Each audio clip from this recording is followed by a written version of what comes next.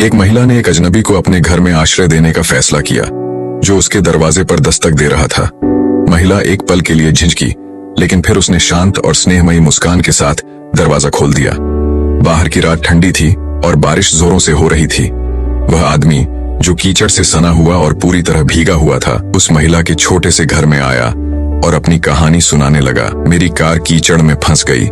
मैं एक emergency conference में जा रहा था और इस तूफान में रास्ता भटक गया। महिला ने उसे सादगी भरा लेकिन प्यार से भरा एक गर्म कॉफी का कप दिया। जब वह आदमी गर्माहट पाने की कोशिश कर रहा था, उसने एक दृश्य देखा जो उसकी जिंदगी भर याद रहेगा। वह महिला एक पालने के पास घुटनों पर बैठी प्रार्थना कर रही थी, पूरी आत्मा से। आदमी उस दृश्य से भावुक हो गया और धीरे से पूछा, आप इतनी गहराई से क्यों प्रार्थना कर रही हैं? आंखों में आंसू लिए महिला ने जवाब दिया, मेरा बेटा बहुत बीमार है। उसे एक दुर्लभ प्रकार का कैंसर है। सिर्फ एक डॉक्टर है जिसका नाम है डॉक्टर एडोर, जो उसे ठीक कर सकता है।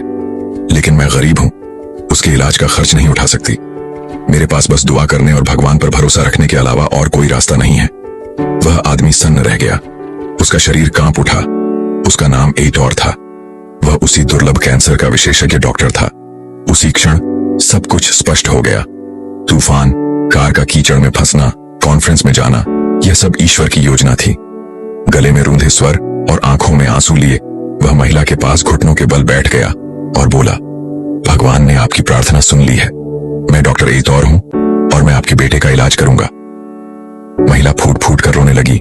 उसका दिल कृतज्ञता से भर गया।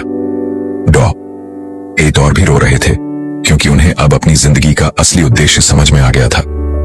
उस सादा से घर में, उस तूफानी रात में ईश्वर ने यह दिखा दिया कि जब सब कुछ खोया सा लगता है, तब सबसे बड़े चमत्कार होते हैं।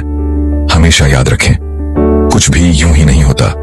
हर मुलाकात, हर मोड़, हर तूफान एक बड़े उद्देश्य को लेकर आता है। चाहे हम उस समय न समझ सकें, जीवन में कुछ लोग हमें सिखाने आते हैं, कुछ हमें मजबूत बनाने और कुछ हमें प्रेरित करने आते हैं, ताकि हम और बेहतर इंसान बन सकें। हर प्रार्थना, हर आंसू जो आप चुपचाप बहाते हैं, ईश्वर उसे देखता है, सुनता है और सही समय पर, न पहले न बाद में, वो जवाब भेजता है, सबसे अनोखे और परिपूर्ण तरीके से। इसलिए दिल को शांत रखो, बंद दरवाजों के लिए भी शुक्रगुजार रहो, मुश्किल रास्तों के लिए भी धन्यवाद दो और हर विलंब को स्वीकार करो, क्योंकि हर चीज ईश्वर के समय अनुसार होती है। जो कुछ भी आपका है वो ईश्वर के हाथों में सुरक्षित है, सिर्फ सही समय का इंतजार कर रहा है। विश्वास रखो और शांति से चलो। जो आज एक उलझन लग रही है, वही कल आपकी जिंदगी की सबसे खूबसूरत कहानी बनेगी। अगर आपको भी लगता है कि ईश्वर सही लोगों को सही समय पर हमारे जीवन में भेजता है, तो इस कहानी को शेयर करें और कमेंट करें, हे प्रभु,